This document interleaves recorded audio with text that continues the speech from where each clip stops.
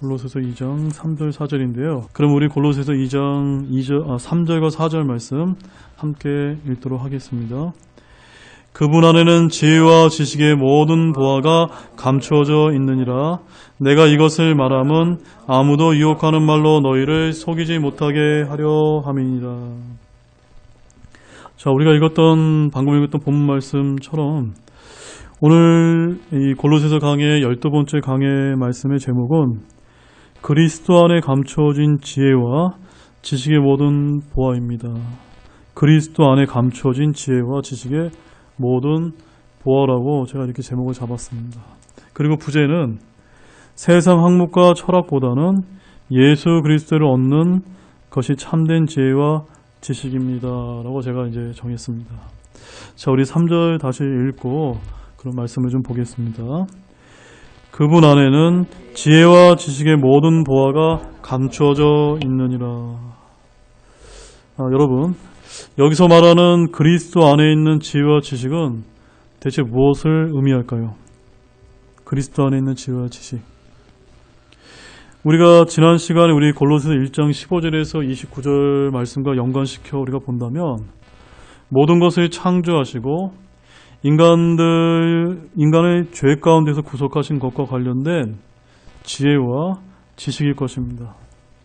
따라서 본절은 예수 그리스도 안에 있는 창조와 구속에 관한 모든 지혜와 지식을 아는 것이 저와 여러분에게 너무도 소중하고 가치 있는 것임을 시사하고 있습니다. 그러나 세상의 풍조는 어떻습니까?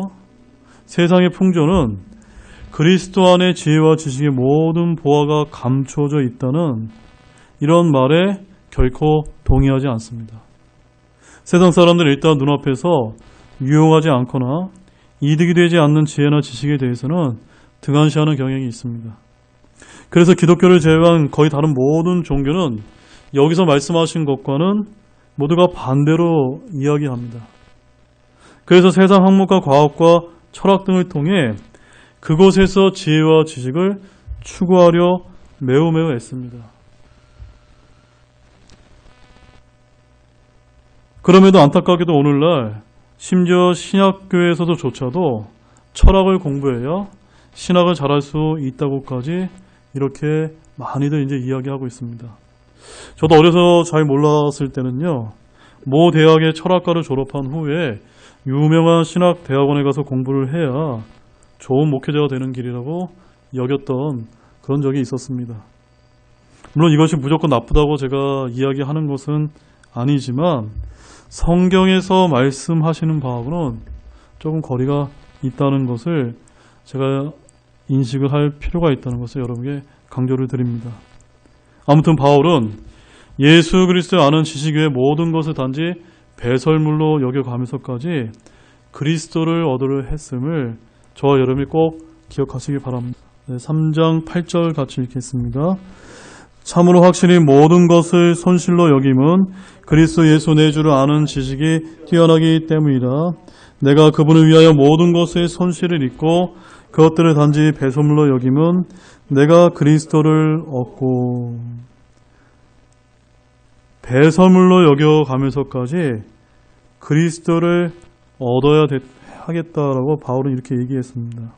이것은 참된 지혜와 지식이 바로 그분, 즉 예수 그리스도 안에 감추어져 있다는 것을 말하고 있습니다. 이 감추어진 모든 보화를 제가 전에도 이제 설명을 드렸다시피 은을 구하는 것 같이 감추어진 보화를 찾는 것 같이라는 잠언 2장 4절 말씀처럼 저와 여러분이 구하고 찾을 때 그분 안에 있는 귀한 진리를 발견하게 될 줄로 믿으시기 바랍니다. 따라서 다시 한번 우리는 모든 부유함과 보물과 보화가 지식과 지혜와 연관해서 누구 안에 있음을 깨달아야 됩니까? 예수 그리스도 안에 있다는 것을 깨닫는 여러분들이 되기를 원합니다. 우리 고린도전서 1장 24절 말씀 한번 보겠습니다. 고린도전서 1장 24절을 보시게 되면은 어떤 것이 정말 참 지혜인지를 거기서 표현하고 있습니다. 함께 읽겠습니다. 부르심을 받은 자들에게는 유대인들에게나 그리스도인에게나 그리스도는 하나님의 권능이시요 하나님의 지혜이시니라. 하나님의 지혜가 누구이십니까? 예수 그리스도시다라고 말씀을 하고 있습니다. 그 다음에 고린도전서 1장 30절 말씀도 보십시오. 그러나 너희는 하나님에게서 나서 그리스도 예수님 안에 있고 하나님에게서 나서 우리에게 지혜와 의와 성별과 구속이 되셨으니, 바로 그리스도 예수님 안에서 우리에게 지혜가 이제 된다는 것을 믿으시기 바랍니다. 그러므로 본문 말씀은 그리스도인들에게 있어 세상 학문과 철학으로 가득 찬 이 세상의 선생들과 학자들에게 경고할 목적으로 지금 기록된 것임을 저와 여러분이 알 수가 있습니다. 왜냐하면 곧바로 다음의 문장이 이제 뒤따르고 있기 때문입니다. 4절 말씀 보십시오. 본문 4절. 내가 이것을 말하면 아무도 유혹하는 말로 너희를 속이지 못하게 하려 함이라. 우리는 여기서 사도 바울이 전한 그 말이 그 어느 누구도 유혹하거나 속이려는 말이 아님을 강조하고 있음을 이제 보게 됩니다. 여러분은 누군가를 설득시킬 때 여러분의 지식을 자랑하거나 유혹하는 말로 해서 할 때는 그 어느 누구도 설득이 잘 안 된다는 것을 잘 알고 계실 것입니다. 여러분의 진심을 담아서 솔직하게 이야기할 때라야 상대방이 설득되는 것과 마찬가지 이치입니다. 자, 그래서 우리 성경 말씀에 이와 관련된 여러 말씀이 있는데 몇 가지 말씀만 좀 찾아보겠습니다. 우리 로마서 16장 18절 말씀입니다. 그러한 자들은 우리 주 예수 그리스도를 섬기지 아니하고 자기 배를 섬기며 좋은 말과 빼어난 말솜씨로 순진한 자들의 마음을 속이느니라. 자기 배를 섬기는 자는 이제 어떤 사람을 속이고 자신의 유익을 찾고자 하는 자들을 이야기하고 있지 않습니까? 근데 이런 사람들은요, 항상 좋은 말과 빼어난 말솜씨로 순진한 자를 속이려 한다는 것입니다. 근데 사도 바울은 결코 그렇게 하지 않았다라고 말씀을 하고 있습니다. 우리 이제 고린도전서 2장 1절 말씀 한번 가보시죠. 2장 1절. 자, 사도 바울은 그럼 어떻게 말했는지 거기서 한번 살펴보도록 하겠습니다. 고린도전서 2장 1절 읽겠습니다. 형제들아, 내가 너희에게 가서 하나님의 증언을 너희에게 밝히 말할 때에 말이나 지혜에 뛰어난 것을 가지고 나아가지 아니하였나니.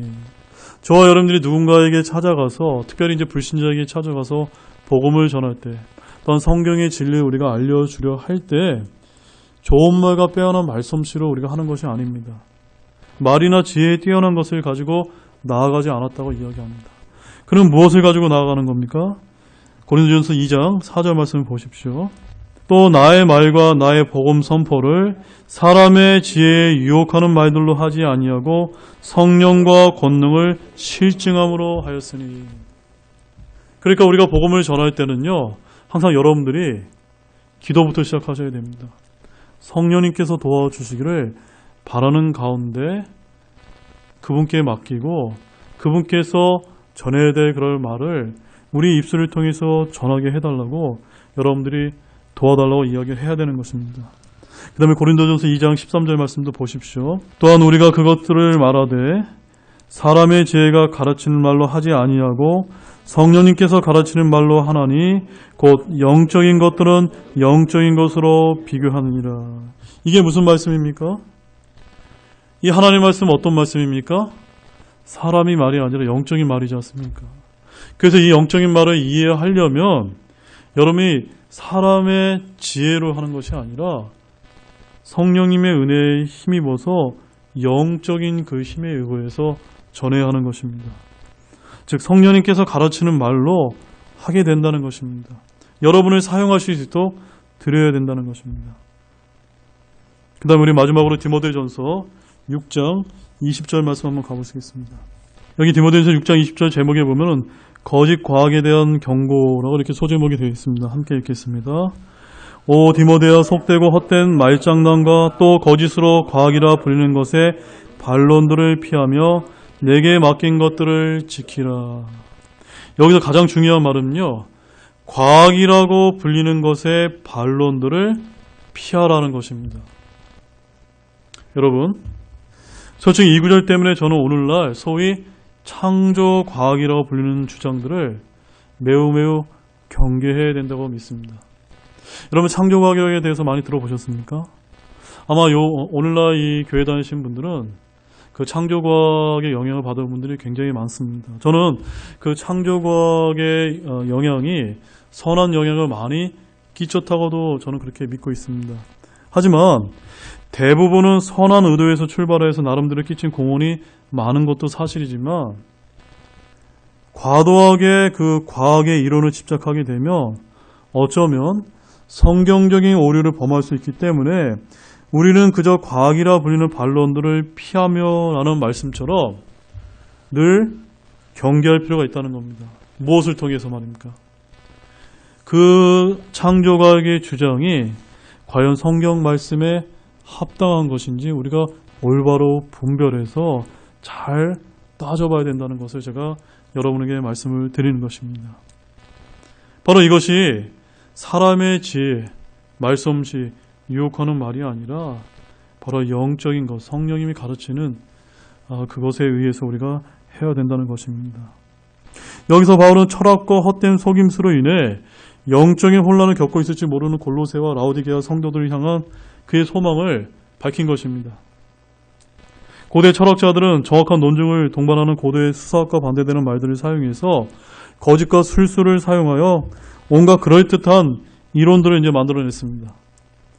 이처럼 언제나 학자들과 거짓 교사들은 겉으로만 보면 그 나름대로 논리를 갖고 있어서 매우 치밀하게 전개하는 경향이 있어 저와 여러분들이 듣을 때는 어떻습니까? 너무너무나 아주 매혹적이고 유혹적으로 이제 들린다는 것입니다. 그래서 저 역시도 제가 학부 시절에 유명한 교수님으로부터 철학 수업을 제가 이제 배운 적이 있었는데 그때를 제가 기억해보면 얼마나 재밌고 얼마나 그럴싸한지 모릅니다. 그래서 과거 철학자들이 정말로 대단하다라고 제가 생각했던 그런 적도 있었습니다. 이처럼 세상의 철학과 학문도 유한한 인간의 머리로 생각해낼 수 있는 대단한 이론들을 고안해낸 것이 맞지만 그것들 모두 다 한계가 있음을 저와 여러분들이 알아야만 합니다. 자, 이제 이 부분에 있어서 우리는 하나님께서 욥에게 응답하셨던 말씀들을 좀 기억할 필요가 있는데요. 먼저 우리 욥기서 38장을 한번 가보겠습니다. 자, 지금부터는 제가 강의할 말씀이 아니라 그 하나님께서 욥에게 하셨던 그 말씀을 저와 여러분들이 실제로 읽으면서 하나님께서 뜻하시는 바를 우리가 말씀을 읽으면서 그대로 깨닫는 시간을 한번 갖도록 하겠습니다. 우리 2절부터 우리 1절부터 우리 41절까지 좀 길죠? 한번 우리 너무 길지만 매우 귀중한 말씀이기 때문에 한번 같이 읽어보도록 하겠습니다. 그때 주께서 회오리 바람 속에서 욥에게 응답하여 이르시되 지식이 없는 말들로 이치를 어둡게 하는 이자는 누구냐? 이자 남자답게 허리를 동이고 내가 내게 물을 터이니 너는 내게 대답할지니라. 내가 땅의 기초들을 놓을 때 내가 어디 있었느냐? 내게 명철이 있거든 밝히 고하라. 누가 그것의 치수들을 정하였는지 내가 아느냐? 누가 그것 위에 줄을 팽팽히 쳤느냐? 그것의 기초들을 어디에 고정하였느냐? 혹은 그것의 모퉁이돌은 누가 놓았느냐? 어느 때 새벽별들이 함께 노래하고 하나님의 모든 아들들이 기뻐 소리를 질렀느냐? 혹은 바다가 태에서 나오는 것 같이 터져 나왔을 때 누가 문들러 그것을 막았느냐? 어느 때 내가 구름으로 그것의 옷을 만들고 짙은 어둠으로 그것을 위해 포대기를 만들며 그것을 위해 내가 지정한 곳을 터지게 하고 빗장들과 문들을 세우며 이르기를 내가 여기까지만 오고 더 멀리는 가지 못하리니 너희 교만한 파도가 여기서 그칠지니라 하였느니라. 내 날이 시작된 이래로 내가 아침에게 명령한 적이 있으며 동트는 때로 하여금 제 처소를 알게 하여 땅의 끝들을 굳게 붙들게 하고 그곳에서 사악한 죄를 흔들어 떠나게 한 적이 있느냐? 그것이 변하여 봉인하는 데 쓰는 진흙이 되었으며 그것들이 옷같이 서 있느니라. 사악한 자들이 그것을 비추던 빛이 차단되고 높이든 팔이 꺾이리로다. 내가 바다의 샘들 속으로 들어간 적이 있느냐? 혹은 내가 깊은 곳을 찾아다니며 거닌 적이 있느냐? 사망의 문들이 내게 열린 적이 있느냐? 혹은 내가 사망의 그늘의 문들을 본 적이 있느냐? 내가 땅의 너비를 깨달아 안 적이 있느냐? 내가 그것을 모두 알거든 밝히 고할지니라.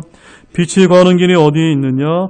또 어둠으로 말하자면 그것의 거처가 어디 있기에 내가 그것을 데려다가 그것의 경계에 이르게 하며 또 그것의 집으로 가는 행로들을 알겠느냐? 내가 그때 태어났기에 그것을 아느냐? 혹은 내 날수가 많게 그것을 아느냐? 내가 눈이 있는 곳간에 들어간 적이 있느냐? 혹은 내가 우박이 있는 곳간을 본 적이 있느냐? 내가 고난의 때와 전투와 전쟁의 날에 대비하여 그것을 남겨두었느니라. 빛이 어느 길로 갈라져서 동풍이 땅에 흩어지게 하느냐? 누가 넘쳐 흐르는 물을 위하여 물길을 갈라놓았으며 혹은 천둥의 번개가 다니길을 갈라놓았으며 그것으로 하여금 아무도 없는 땅과 아무도 거하지 않는 광야에 비를 내리게 하며 황폐하게 하고 피폐한 땅을 흡족하게 하고 연한 채소로 하여금 싹을 내게 하였느냐? 비에게 아버지가 있느냐? 혹은 이스라엘 방언을 누가 낳았느냐? 얼음은 누구의 태에서 나왔느냐? 하늘의 흰선이 누가 생기게 하였느냐? 물들은 돌로 숨긴 것 같이 숨겨져 있고 깊음의 표면은 얼어 있느니라. 내가 플레이테스 별물의 가미로 영향력을 묻거나 오리온 별자리의 띠들을 풀 수 있느냐? 내가 마자로스 그것의 철에 이끌어낼 수 있느냐? 혹은 내가 악트로스 별을 그것의 아들들과 함께 인도할 수 있느냐? 내가 하늘의 규례들을 아느냐? 내가 하늘의 통치권을 땅에 세울 수 있느냐? 내가 내 목소리를 높여서 구름들에게까지 이르게 하여 많은 물들이 너를 덮게 할 수 있느냐? 내가 번개들을 보내매 그들이 가서 내게 이르기를 우리가 여기 있냐 하게 할 수 있느냐? 누가 속 중심부에 있는 지혜를 넣어 주었느냐? 혹은 누가 마음에게 명철을 주었느냐? 누가 지혜로 구름을 셀 수 있겠느냐? 혹은 누가 하늘의 부대들을 붙들어서 흙이 도지고 흙덩이들이 서로 단단히 엉킬 때에 가만히 있게 할 수 있겠느냐? 내가 사자를 위해 먹이를 사냥하겠느냐? 혹은 젊은 사자들의 식욕을 채워주겠느냐? 그것들의 굴에서 웅크리고 숨는 곳에서 숨어 기다릴 때 그리하겠느냐? 까마귀 새끼들이 하나님께 울부짖으며 먹을 것이 없어 헤맬 때 누가 까마귀를 위해 그것에 먹을 것을 마련해 주느냐? 많이 기셨죠? 여기 이 38장에 총 몇 가지 질문을 욥에게 하신지 아십니까? 아마 셋이 못하셨을 텐데 제가 세봤더니 총 28가지의 질문을 욥에게 주님께서 하셨습니다. 자, 제가 여러분에게 묻겠습니다. 이 중에서 단 한 개라도 저와 여러분이 답을 할 수가 있습니까? 답할 수가 없죠. 이 당시 욥의 마음이 어떻겠습니까? 그렇게 자기 자신에게 고난이 왜 임했는지 모르고 몰랐을 때 하나님께서 친히 나타나셔서 이런 28개의 질문들을 하셨을 때 욥은 단 한마디도 그가 할 수 없었다는 점입니다. 욥기서 39장에서도 읽지는 않겠습니다. 30절까지 있는데 더 많은 이제 질문을 하고 계십니다. 그런데 마지막 욥기 40장 1절에서 2절을 한번 읽어보시기 바랍니다. 또 주께서 욥에게 응답하여 이르시되 전능자와 다투는 자가 그분을 가르치겠느냐? 하나님을 책망하는 자는 그것에 대답할지니라 하시니라. 여기서 하나님께서는 욥에게 마지막으로 이제 질문을 하고 계십니다. 그리고 이 모든 질문들을 듣는 욥이 이제 대답할 차례가 되었습니다. 욥이 뭐라고 대답을 했을까요? 욥기서 40장 우리 3절에서 5절 말씀 한번 가보십시오. 그때 욥이 주께 응답하여 이르되 보소서 나는 비천한 자이오니 내가 주께 무엇을 대답하리이까? 내가 내 손으로 입을 막으리이다. 내가 한 번 말하였사오나 응답하지 아니하겠나이다. 참으로 2번 말하였사오나 더 계속하지 아니하겠나이다 하더라. 이 말씀 이해가 되십니까? 아마 저와 여러분들이 똑같은 상황에서 이런 욥의 상황처럼 우리가 하나님께 이런 질문들에 답해야 되는 상황이 있다면 아마 똑같이 대답하셨을 것입니다. 저는 하나님 앞에서 비천한 자입니다. 제가 무엇을 대답하리이까? 이것이 뭘 뜻하는 겁니까? 우리의 그 제한적인 인간의 지혜로는 전지전능하신 하나님의 모든 지혜와 지식에 우리가 이를 수 없다는 것입니다. 욥의 대답은 참으로 정답이었습니다. 이 세상에 제 아무리 뛰어난 학자라 할지라도 하나님의 이러한 질문들에 대답할 자는 이 세상 그 아무도 없다는 걸 저와 여러분들이 알 것입니다. 오늘날 과학이 아무리 발달해도 우리는 이러한 것의 대답을 찾아낼 수가 없습니다. 어디까지나 한 개라도 우리가 답을 할 수가 있다면 그저 우리가 추측을 할 뿐입니다. 그러므로 우리 모두는 하나님 앞에서 어떤 자입니까? 비천한 자이고 주께 무엇을 대답할 수 없는 자임을 고백하길 바랍니다. 즉 아무것도 아닌 자임을 저와 여러분들이 고백하기를 원합니다. 우리 신약으로 다시 가서 우리 고린도전서 2장 1절에서 4절까지의 말씀을 다시 한번 보겠습니다. 이에 있어서 우리 이제 사도 바울이 뭐라고 이제 얘기하는지 하면 고린도전서 2장 1절에서 4절 말씀 다시 한번 읽겠습니다.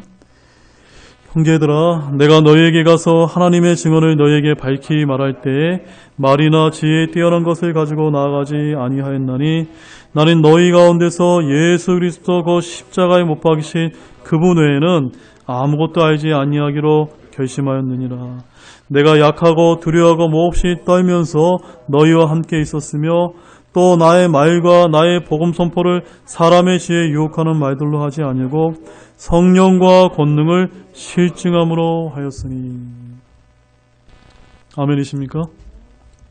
이처럼 사람의 지혜에 유혹하는 말들은 멋진 문장을 만들어서 진리를 가리는 복잡한 상황을 의도적으로 만들 뿐입니다. 이것이 과학과 철학의 목적입니다. 역사가 기록된 6,000년 동안 그 어떤 과학의 발견도 인류의 주요한 문제점도 단 한 가지도 제대로 해결하지 못했고 오히려 더 많은 문제들을 야기시켰을 뿐임을 저와 여러분들이 깨닫길 바랍니다. 따라서 우리 본문 우리가 방금 전에 읽었던 2절 말씀에 나는 예수 그리스도 그 십자가에 못 박힌 그분 외에는 아무것도 알지 아니하기로 결심하였느니라. 바로 저와 여러분에게는 이것이 필요한 것입니다. 세상에 있는 지혜와 지식은 다 저와 여러분들이 배설물로 여기시고 오직 예수님, 그 예수님을 알기로 결심하는 저와 여러분들이 되기를 원합니다. 즉, 이 세상 학문과 철학에 유혹하는 말에 저와 여러분들이 속임당하지 않고 예수 그리스도 안에 감추어진 지혜와 지식이 참된 지식이며 그것이 바로 저와 여러분이 예수 그리스도를 얻는 길임을 깨닫기를 바랍니다. 기도하고 마치겠습니다.